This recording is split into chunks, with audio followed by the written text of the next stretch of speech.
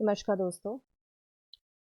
आज हम काफ़ी डिटेल में बात करने वाले हैं मार्केट के बारे में एंड क्या चल रहा है मार्केट में।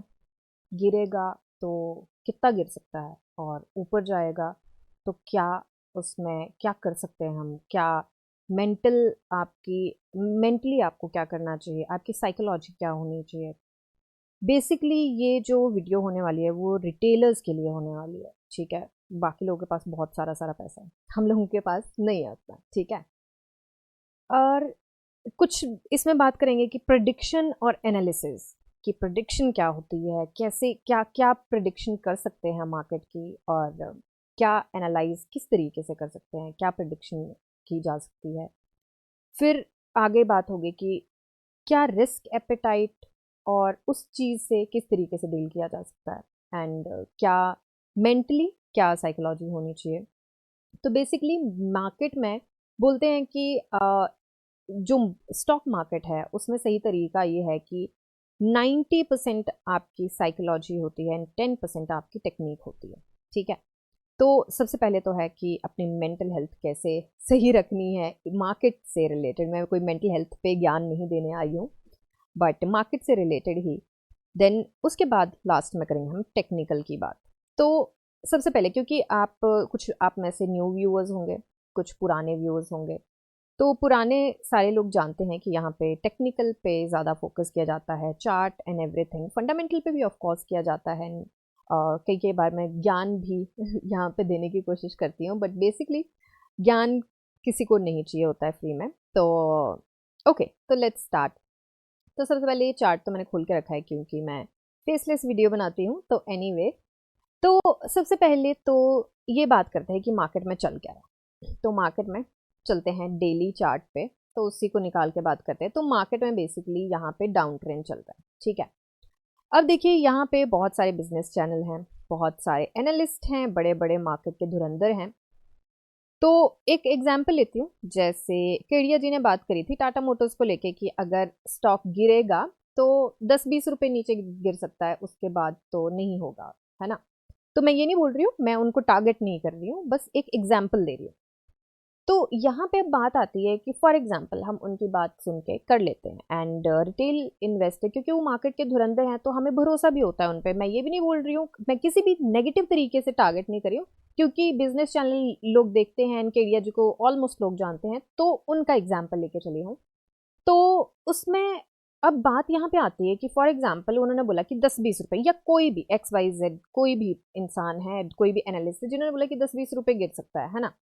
और मार्केट, क्योंकि किसी को भी नहीं पता है कितना गिरना, और मार्केट वो ही स्टॉक फॉर एग्जांपल कोई भी XYZ स्टॉक है, ABC स्टॉक है, XYZ पर्सन ने बोला है, वो स्टॉक गिर गया 25 रुपए, ठीक है। हमने भरोसा करके लिया, आपके एपेटाइट है 10 रुपए का एंड वो स्टॉक गिर गया ज्यादा, तो कितना गड्ढा भरेंगे, राइट, कितना डालेंगे। क्योंकि इस सारी चीजों को लेके ऑप्शंस में भी जाते हैं कई लोग, ऑप्शंस में जाते हैं, फ्यूचर्स में जाते हैं, तो कितना गड्ढा भरेंगे और कितना कर सकते हैं। तो सबसे पहले बात आती है कि आपका रिस्क एपेटाइट क्या है।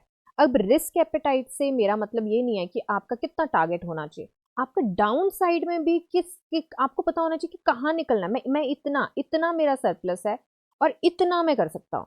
अब यहाँ पे देखिए, जो न्यूज चैनल भी हैं, सूट वूट पहन के AC में बैठे हैं, उनका रिस्क एपेटाइट हम लोगों से ऊपर है।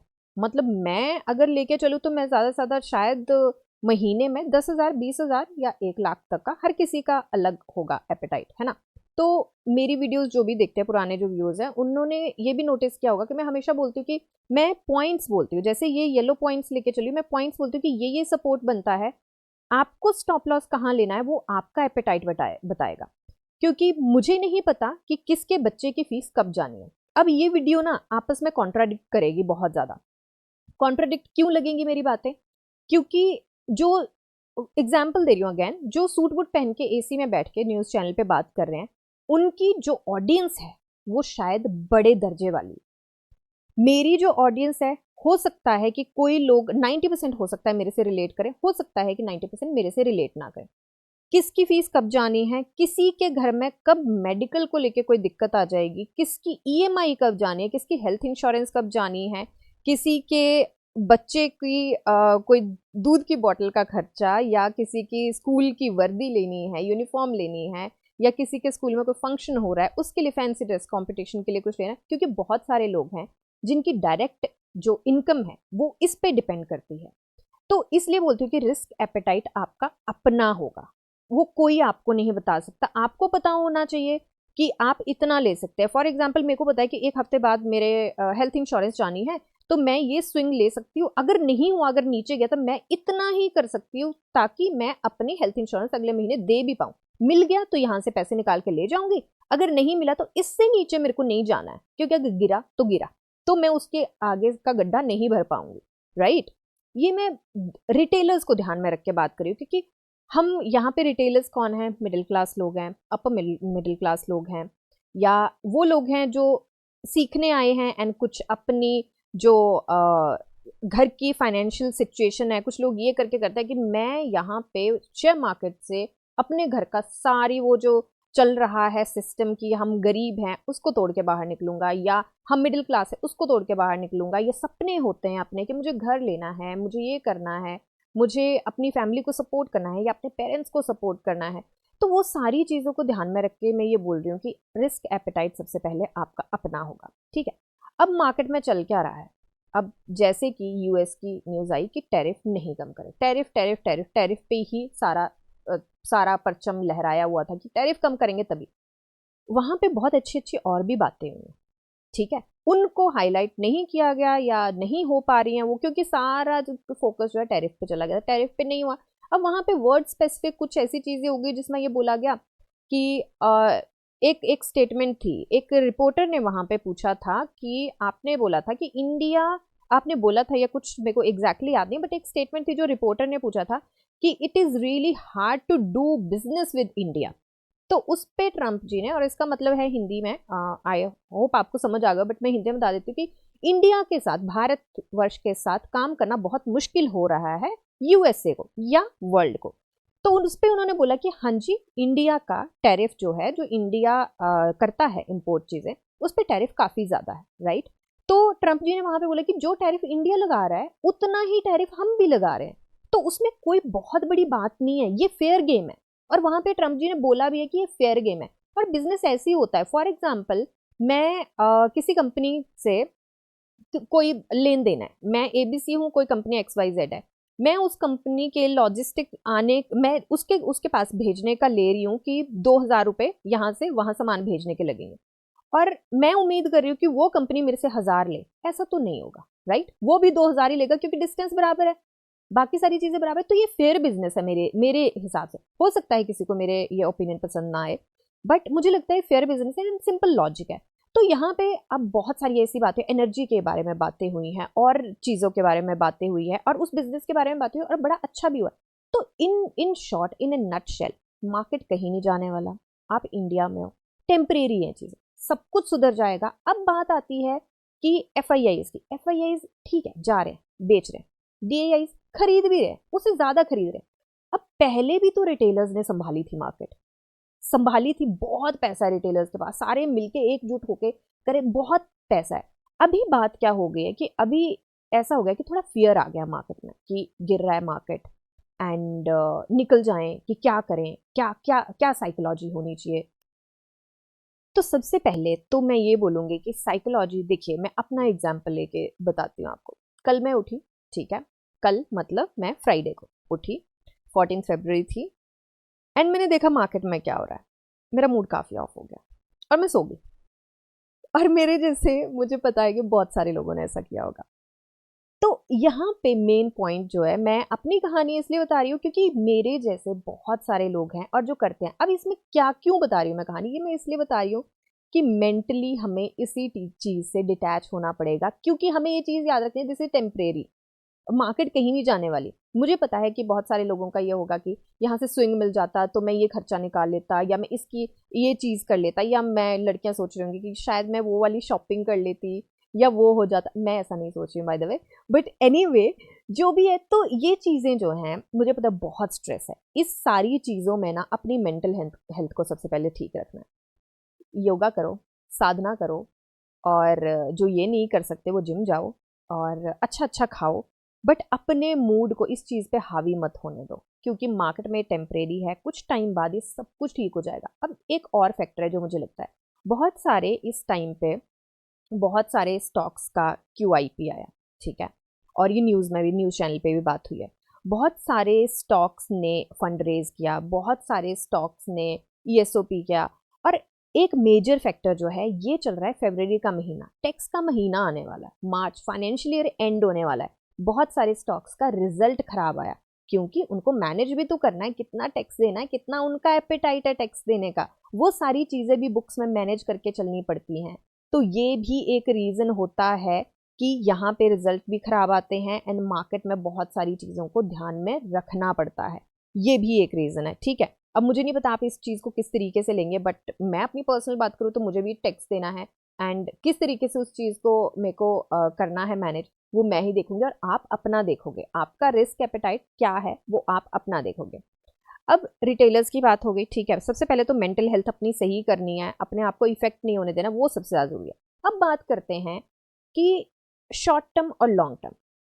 अब यहाँ पे जैसे कि मुझे पता है कि फॉर एग्जांपल टाटा मोटर्स है, टाटा मोटर्स ही ले लेते हैं क्योंकि स्ट्रांग है, टाटा है, तो मुझे पता है कि टाटा मोटर्स जाना है, ऊपर जाना है ना। पर बात यह है, अब आती है कि कहाँ एंट्री बनाए। सबको पता है डिस्काउंटेड रेट पे मिल रहा है, सबको पता है नीचे है, सबको पता है ऊपर जाना है, पैसे वहां पे न्यूज चैनल पे तो बोल देते हैं कि ले लो और होल्ड कर लो लॉन्ग टर्म के लिए। अब लॉन्ग टर्म टेक्निकल लैंग्वेज में तो होता है 1 साल, 365 डेज। किसका एपेटाइट कितना है, कितना होल्ड कर सकता है। किसी ने शायद उस पैसे से प्लानिंग की होगी कि मुझे अपनी बहन की शादी करवानी है, या मुझे अपनी शादी में पैसा खर्च करना है और तब तक रिटर्न चाहिए।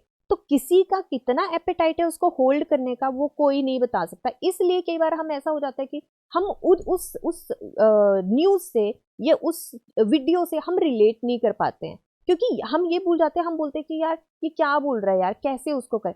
तो वो जो आपका प्लानिंग है वो आपने देखनी है किस तरीके से। सबको पता है कि है टाटा मोटर्स ने ऊपर जाना है, सबको पता है कि कोई पर्टिकुलर स्टॉक है उसने ऊपर जाना है, और बहुत बार ऐसा भी हुआ होगा, और मुझे कमेंट सेक्शन में बताना किस किस के साथ हुआ है कि हमें पता है ये स्टॉक ऊपर जा रहा है और ये जाएगा, राइट, पर हमारे पास पैसे नहीं है, हम क्या करें।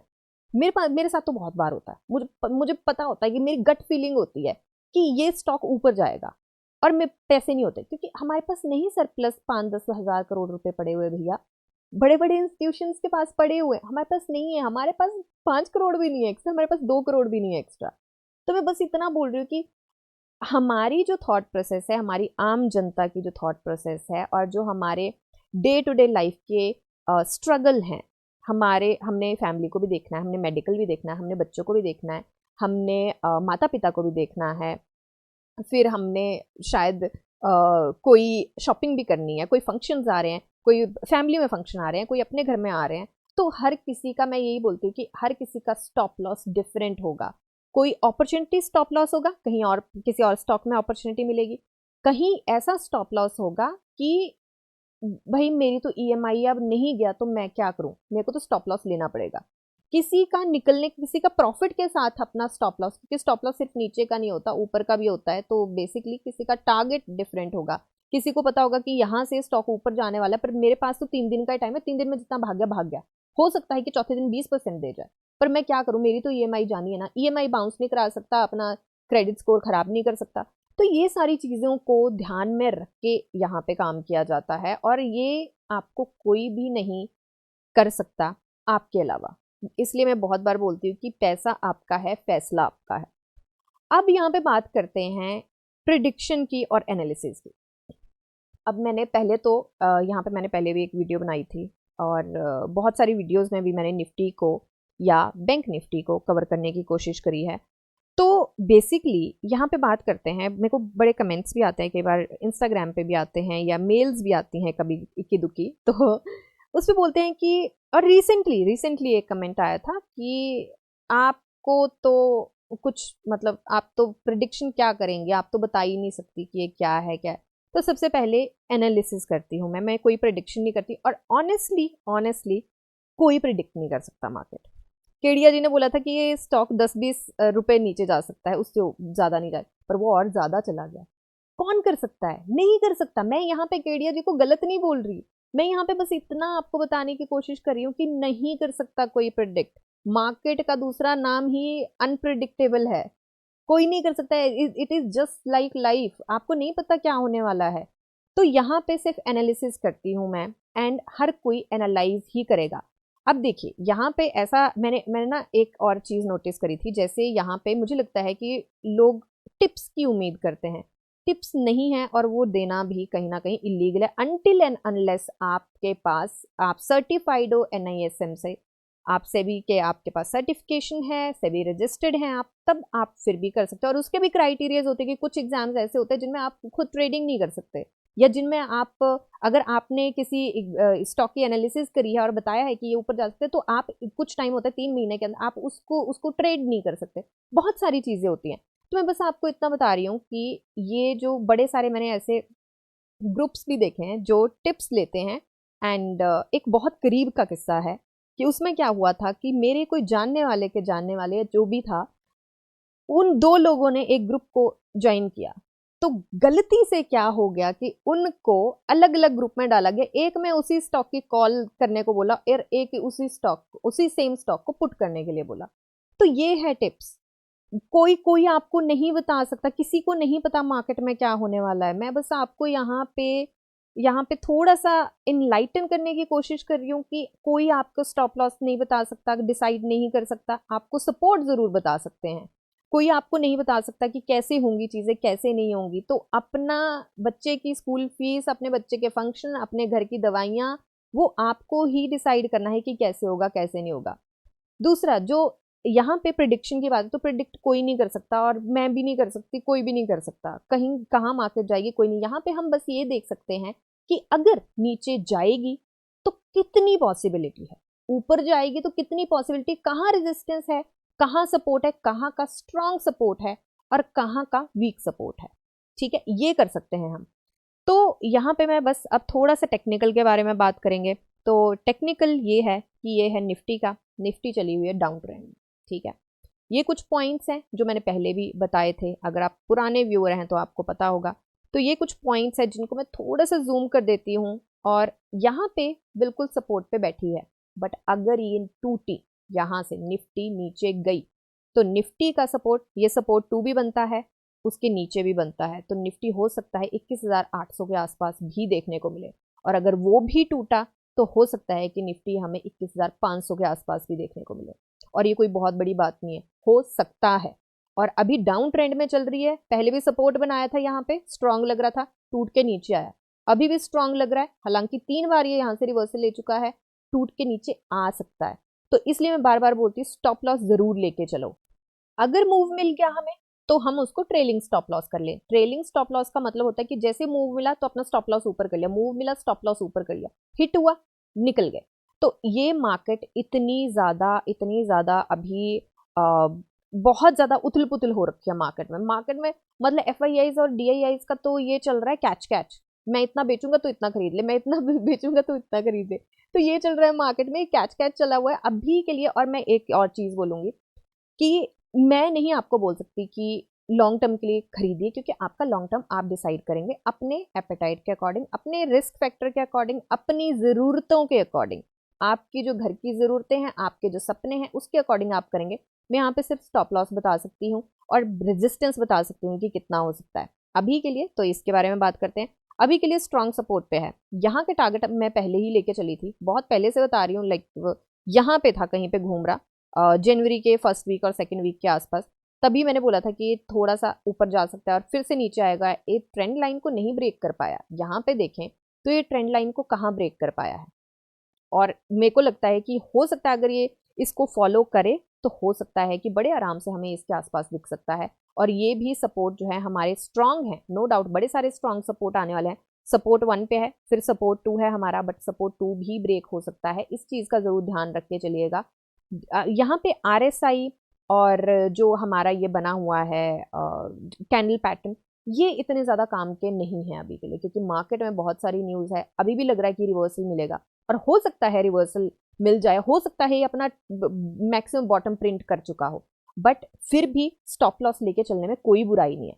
और बॉटम अगर ये प्रिंट कर भी चुका है तो आगे ऊपर उठने में जो रेजिस्टेंस है वो बहुत ज़्यादा स्ट्रांग है।